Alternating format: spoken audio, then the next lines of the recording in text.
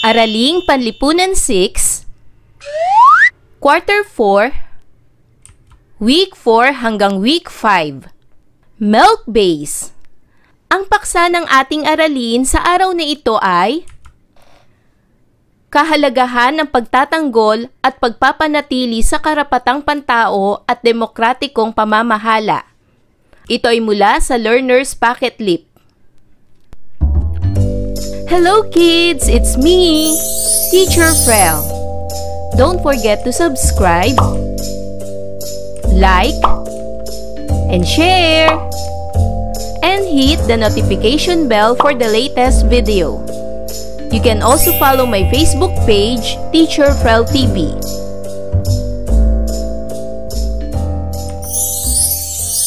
Sa araw na ito ay pag-aaralan natin sa asignaturang Araling Panlipunan ang kahalagahan ng pagtatanggol at pagpapanatili sa karapatang pantao at demokratikong pamamahala.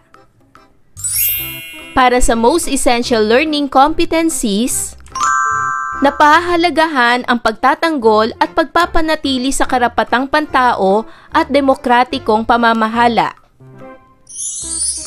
Sa araling ito, pag-aaralan at tatalakayin natin ang kahalagahan ng pagtatanggol at pagpapanatili sa karapatang pantao at demokratikong pamamahala sa ating bansa. Bilang isang mag-aaral, ikaw ay inaasahang: una, natatalakay ang pagtatanggol, pagpapanatili sa karapatang pantao at demokratikong pamamahala sa ating bansa. At pangalawa, na ipaliliwanag ang pagtatanggol, pagpapanatili sa karapatang pantao at demokratikong pamamahala sa ating bansa. Sa nakaraang aralin, napag-alaman mo na maraming Pilipino ang dumanas ng pang-aabuso sa kanilang karapatang pantao dahil sa hindi demokratikong pamamahala sa bansa. Para sa gawaing ito, isulat ang check sa sagutang papel kung ang larawan ay nagpapakita ng pagsupil sa karapatang pantao at kawalan ng demokrasya sa bansa at X kung hindi. Sa unang larawan, ano ang ipinapakita nito? Nagpapakita ba ito ng pagsupil sa karapatang pantao at kawalan ng demokrasya sa bansa? Check o X?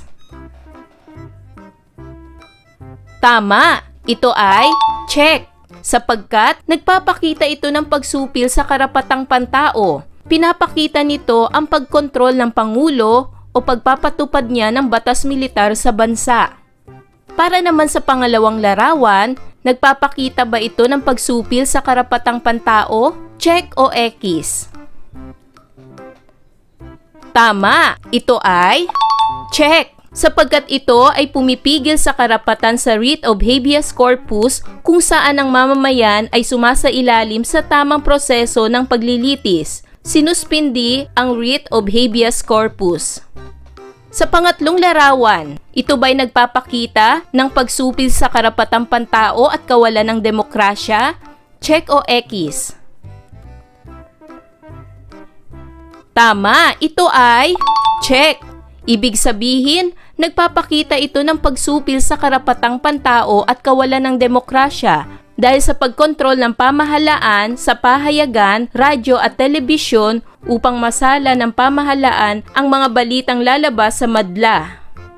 Sa pang-apat na larawan, ito ba'y nagpapakita ng pagsupil sa karapatang pantao at kawalan ng demokrasya? Check o X? Tama! Ito ay check.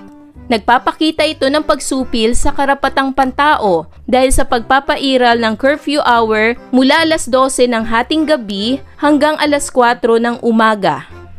At sa panghuling larawan, nagpapakita ba ito ng pagsupil sa karapatang pantao at kawalan ng demokrasya? Check o X? Tama! Ito ay check. Nagpapakita ito ng pagsupil sa karapatang pantao sapagkat ang lumalabas na balita sa madla ay sinala na ng pamahalaan. Ngayon naman, basahin ang bawat taludtod ng tulang Malaya Ka Na Pilipinas. Sagutin ang mga tanong sa ibaba. Malaya Ka Na Pilipinas, ni Nika Lu C. Orantes.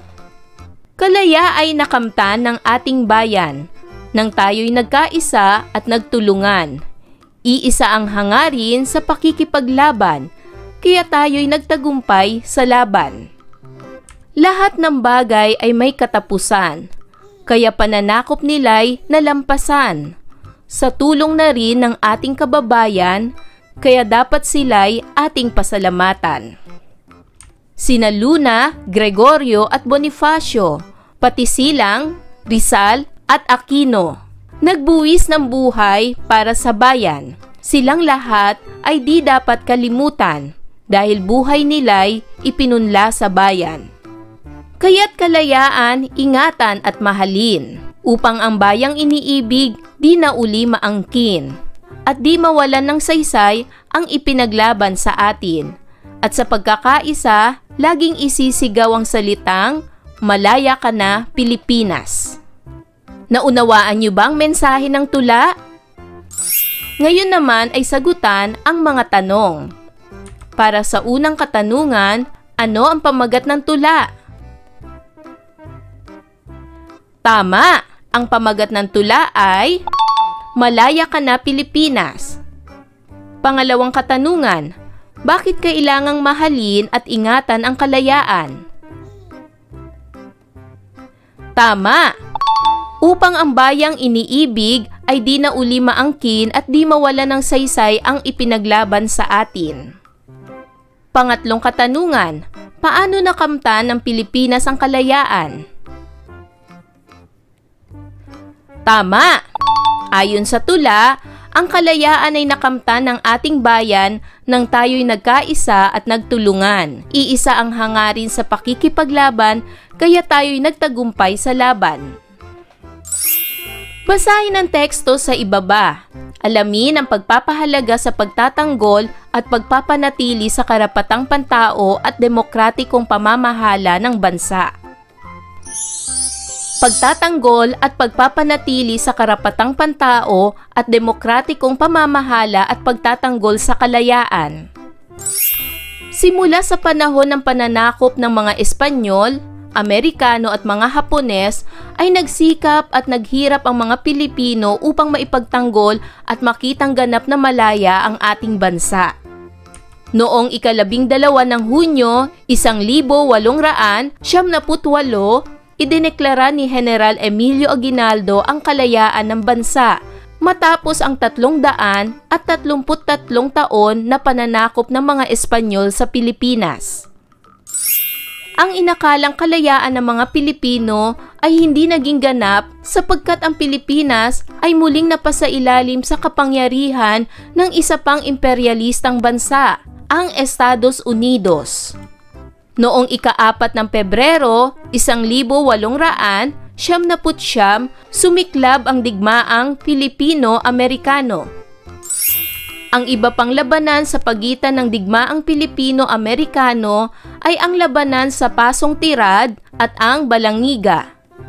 Maraming mga Pilipino ang napatay sa labanang ito. Isa na rito ay si General Gregorio del Pilar dahil sa pagtatanggol niya sa kalayaan. Bukod sa mga Espanyol at Amerikano, ang Pilipinas ay sinakop din ng isang maliit ngunit malakas na bansa. Ito ay ang bansang Hapon. Maraming paghihirap ang dinanas ng mga Pilipino sa kamay ng mga Hapones. Isa na rito ay ang tinaguriang Marcha ng Kamatayan. Sa kabila ng matinding kahirapan at pagmamalupit na naranasan ng mga Pilipino sa kamay ng mga Hapones, ay marami pa rin sa kanila ang nakipaglaban sa kalayaan. Sila ay namundok at nagtatag ng mga revolusyonaryong kilusan laban sa mga Hapones. Isa sa pinakamatagumpay na kilusan ay ang Hukbalahap o Hukbong Bayan laban sa Hapon. Noong ika-4 ng Hulyo, 1946, ipinahayag ng mga Amerikano ang kasarinlan ng Pilipinas na kinilala ng buong mundo bilang isang bansang malaya at may soberanya. Subalit may kakaibang revolusyon na naganap sa kalagitnaan ng dekada 80 dahil isa itong pakikipaglaban para sa kalayaan mula sa isang diktador. Nakamit ng sambayanang Pilipino ang kalayaan nang umalis sa pwesto si Pangulong Marcos at humalili si Ginang Corazon Aquino dahil sa pagkakaisa ng mga tao sa mapayapang revolusyon na tinawag na Revolusyon sa EDSA. Pagpapanatili sa karapatang pantao. Ano nga ba ang karapatang pantao? Ang mga karapatang pantao ay tumutukoy sa payak ng mga karapatan at mga kalayaang nararapat na matanggap ng lahat ng mga tao.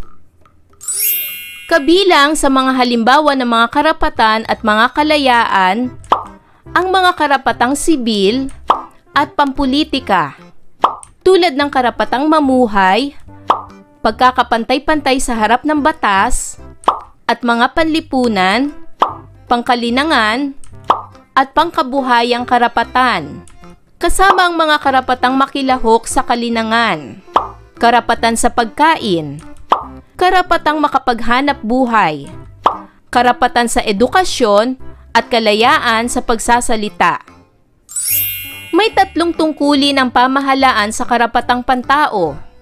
Una, igalang. Pangalawa, pangalagaan. At pangatlo, bigyang katuparan. Upang maitaguyod at mapangalagaan ang karapatang pantao, may mga batas ang pamahalaang ipinatupad tulad ng Batas Bilang 10368, Batas Bilang 10353, at marami pang mga batas na nangangalaga sa karapatang pantao. Ang Bill of Rights o Katipunan ng mga Karapatan na nakapaloob sa Saligang Batas ng 1987, Artikulo 3 ay nagiging proteksyon ng mga mamamayan sa mga paglabag sa kanilang mga karapatan. May mga organisasyon din na nangangalaga sa karapatang pantao tulad ng United Nations at ang Commission on Human Rights. May mahalagang tungkulin na ginagampanan ang organisasyong ito.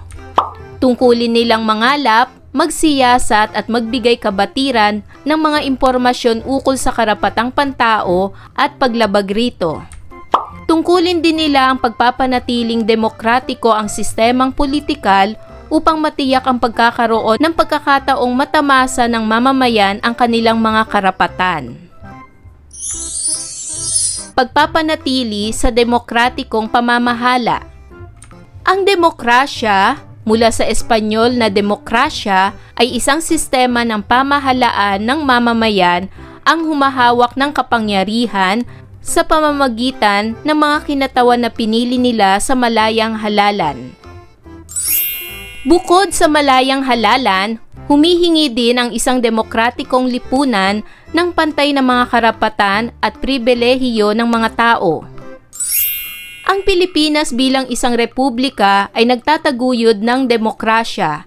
Ito ay demokratikong pamahalaan. Ang pamahalaan ay pinamumunuan ng isang pangulo na tuwirang inihalal ng mamamayan. Ang katangian ng pamahalaan ay alinsunod sa Saligang Batas ng 1987 na umiiral sa bansa. Nakasaad dito ang 3 sangay ng pamahalaan: tagapagpaganap, tagapagbatas, at tagapaghukom. Naninindigan ang bawat sangay ng pamahalaan tungo sa demokratikong pamamahala at paglilingkod. Ang bansa ay nakaranas ng diktatorial na pamahalaan sa ilalim ng batas militar sa panahon ng pamamahala ni Pangulong Marcos. Ito ay nagwakas noong maganap ang people power sa EDSA noong 1986 at muling naibalik ang kalayaan at demokrasya sa bansa. Hanggang sa kasalukuyan ay sinisikap ng mga Pilipino na mapanatili ang diwa ng kalayaan at demokrasya sa bansa. Ngayon naman ay dumako na tayo sa pamprosesong tanong. Para sa unang katanungan, ano ang karapatang pantao? Ano ang demokrasya? Tama! Ang mga karapatang pantao ay tumutukoy sa payak ng mga karapatan at mga kalayaang nararapat na matanggap ng lahat ng mga tao. Ang demokrasya ay isang sistema ng pamahalaan ng mamamayan ang humahawak ng kapangyarihan sa pamamagitan ng mga kinatawan na pinili nila sa malayang halalan. Pangalawang katanungan, bakit mahalaga na ipagtanggol ang karapatang pantao at ang demokratikong pamamahala sa bansa? Para sa aking halimbawang kasagutan, mahalaga na ipagtanggol ang karapatang pantao at ang demokratikong pamamahala sa bansa upang matiyak ang pagkakaroon ng pagkakataong matamasa ng mamamayan ang kanilang mga karapatan, magkaroon ng malayang halalan at isang demokratikong lipunan ng pantay na mga karapatan at pribilehiyo ng mga tao. Pangatlong katanungan, sa paanong paraan napahalagahan ng mga Pilipino ang pagtatanggol at pagpapanatili sa karapatang pantao at demokratikong pamamahala sa bansa? At narito ang aking halimbawang kasagutan. Upang maitaguyod at mapahalagahan ang karapatang pantao, may mga batas ang pamahalaang ipinatupad tulad ng Batas Bilang 10368, Batas Bilang 10353 at marami pang mga batas na nangangalaga sa karapatang pantao. Gayon din ang Saligang Batas ng 1987 na umiral sa bansa. Nakasaad dito ang tatlong sangay ng pamahalaan tungo sa demokratikong pamamahala at paglilingkod. Para naman sa pang-apat na katanungan, sa inyong palagay, nararanasan pa rin ba ng mamamayan ang karapatang pantao at ang demokratikong pamamahala sa ating bansa? Ipaliwanag. At narito ang aking halimbawang sagot. Opo, nararanasan pa rin natin ang karapatang pantao at ang demokratikong pamamahala sa ating bansa sapagkat malaya pa rin tayong gawin ang mga nais nating gawin at nakapagpapahayag pa rin tayo ng mga nais nating sabihin sa pamahalaan. Mayroon rin tayong kalayaang pumili ng nais nating mamuno sa ating bansa. At para naman sa panglimang katanungan, bilang isang batang mag-aaral, paano mo pahalagahan ang ginawang pagtatanggol ng mga Pilipino para sa pagpapanatili ng karapatang pantao at demokratikong pamahalaan? At narito ang aking halimbawang sagot. Bilang isang batang mag-aaral, aking pahalagahan ang mga ginawang pagtatanggol ng mga Pilipino para sa pagpapanatili ng karapatang pantao at demokratikong pamahalaan sa pamamagitan ng paggamit ng mga karapatang ito sa tamang paraan at pagsunod sa ating mga saligang batas na ipinatutupad. Ngayon ay dumako na tayo sa pagsasanay bilang isa. Isulat sa sagutang papel ang PK kung ang pangungusap ay tumutukoy sa pagtatanggol ng kalayaan, KP kung pagpapahalaga sa karapatang pantao, at DP kung demokratikong pamamahala. Para sa unang bilang, itinatag ang kilusang hukbalahap ng mga Pilipino. Ano ang tamang sagot? Magaling! Ang tamang sagot ay PK. Ito ay tumutukoy sa pagtatanggol ng kalayaan. Pangalawang bilang, ang paglulunsad ng organisasyon tulad ng United Nations at Human Rights Commission. Ano ang tamang sagot?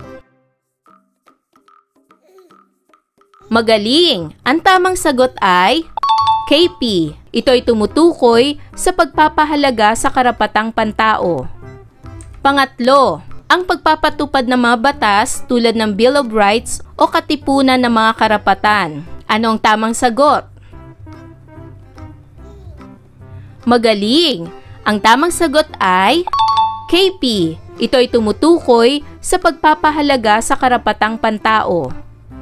Pang-apat, ang ating pamahalaan ay mayroong tatlong sangay na naninindigan sa demokratikong pamamahala at paglilingkod. Ano ang tamang sagot? Magaling! Ang tamang sagot ay DP. Ito ay tumutukoy sa demokratikong pamamahala. At panglima, ang pagbuwis ng buhay ng mga bayani tulad ni General Gregorio del Pilar, Andres Bonifacio, Jose Rizal at marami pang iba. Ano ang tamang sagot? Magaling! Ang tamang sagot ay PK. Ito ay tumutukoy sa pagtatanggol ng kalayaan. Para naman sa pagsasanay bilang dalawa, Iguhit ang masayang mukha kung ang pangungusap ay tumutukoy sa pagpapahalaga sa pagtatanggol at pagpapanatili sa karapatang pantao at demokratikong pamamahala. At malungkot na mukha naman kung hindi. Isulat ang iyong sagot sa sagutang papel.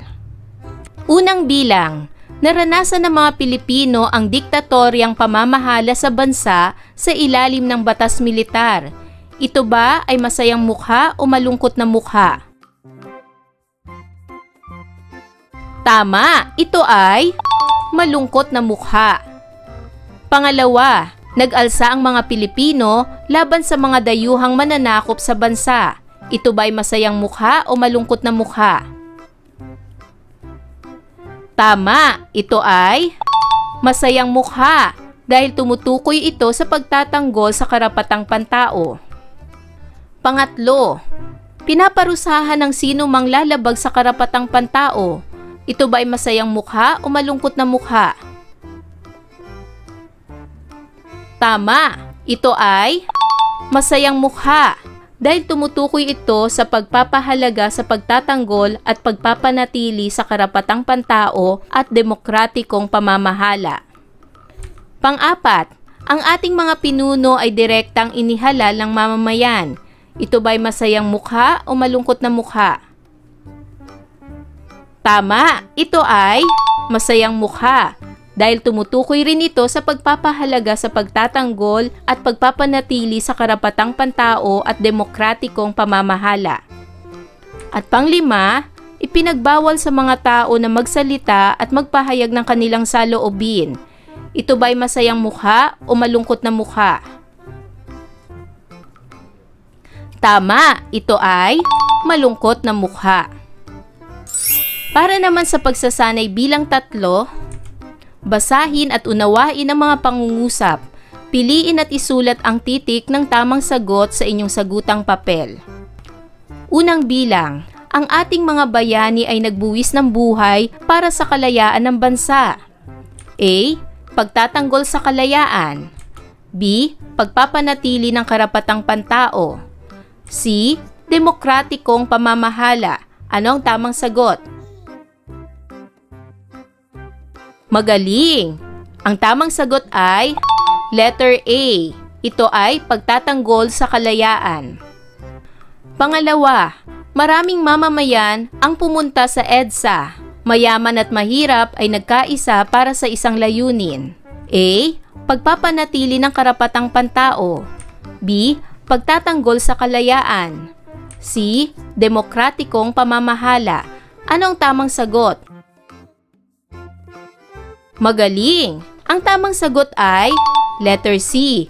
Ito ay demokratikong pamamahala. Pangatlo, ang mga krimen tulad ng pagpatay, pang-aabuso sa kapwa ay binibigyang katarungan ng pamahalaan. A. Pagpapanatili ng karapatang pantao. B. Pagtatanggol sa kalayaan. C. Demokratikong pamamahala. Ano ang tamang sagot? Magaling! Ang tamang sagot ay letter A. Pagpapanatili ng karapatang pantao. Pang-apat, ang pagtatag ng mga samahang revolusyonaryo tulad ng hukbalahap ay nagpapakita ng pagmamahal sa bansa. A. Pagtatanggol sa kalayaan. B. Pagpapanatili ng karapatang pantao. C. Demokratikong pamamahala. Ano ang tamang sagot? Magaling! Ang tamang sagot ay A. Pagtatanggol sa kalayaan. At panglima, ang mga Pilipino ay binigyan ng pagkakataong makaboto ng hindi pinipilit at ayon sa kanilang sariling pasya. A. Demokratikong pamamahala. B. Pagpapanatili ng karapatang pantao. C. Pagtatanggol sa kalayaan. Anong tamang sagot? Magaling! Ang tamang sagot ay letter A. Demokratikong pamamahala. Para naman sa pagsasanay bilang 4, sa pamamagitan ng tri-question chart, puna ng chart sa ibaba batay sa iyong naunawaan sa teksto. Sagutin ang mga tanong sa bawat hanay. Isulat ang sagot sa sagutang papel. Pagpapanatili sa karapatang pantao. Para sa katanungan sa unang column, ano ang karapatang pantao? Tama! Ang mga karapatang pantao ay tumutukoy sa payak ng mga karapatan at mga kalayaang nararapat na matanggap ng lahat ng mga tao. Ang katanungan naman para sa pangalawang column ay, ano-ano ang tungkulin ng pamahalaan sa pagpapanatili ng karapatang pantao? Tama! Ang mga tungkulin ng pamahalaan ay, una, igalang. Pangalawa, pangalagaan. At pangatlo, bigyang katuparan. At para naman sa pangatlong column, ang katanungan ay, paano maitataguyod at mapananatili ang karapatang pantao? At narito ang aking halimbawang sagot. Sundin ang mga batas ng pamahalaan na ipinatutupad para mapanatili ang karapatang pantao. Para naman sa pagsasanay bilang 5, ang gawaing ito ay susukat sa iyong kaalaman tungkol sa iyong natutuhan sa paksa. Isulat sa papel ang iyong sagot sa katanungan gamit ang larawan ng tao. Isulat sa ulo ang aking mga karapatan at sa katawan naman ay ang mga karapatang tinatamasa mo ngayon.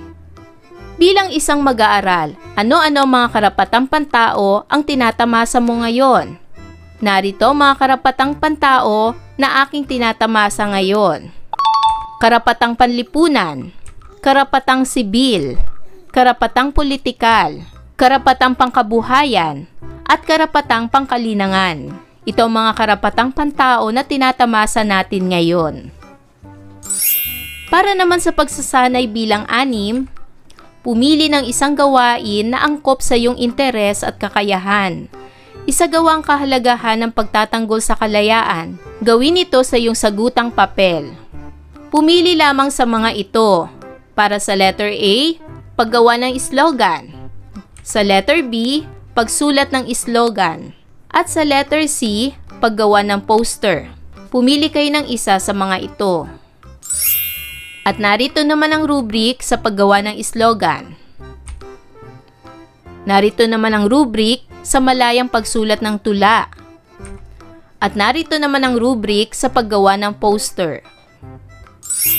At para naman sa pagsasanay bilang 7, natutuhan natin sa ating aralin ang pagpapanatili sa karapatang pantao at demokratikong pamamahala. Bilang isang batang Pilipino, paano mo pahahalagahan ang mga ginawa ng mga unang Pilipino na nakipaglaban para sa kalayaang iyong tinatamasa ngayon? Para sa pagsasanay na ito, sagutin ang katanungang ito. Paano mo pahahalagahan ang mga ginawa ng mga unang Pilipino na nakipaglaban para sa kalayaang iyong tinatamasa ngayon? Ayan mga bata, naunawaan niyo ba ang ating aralin sa araw na ito? Kung ganon, magaling! Mga bata, sana'y marami kayo natutunan sa ating aralin. Hanggang sa susunod na video lesson, paalam! Thanks for watching!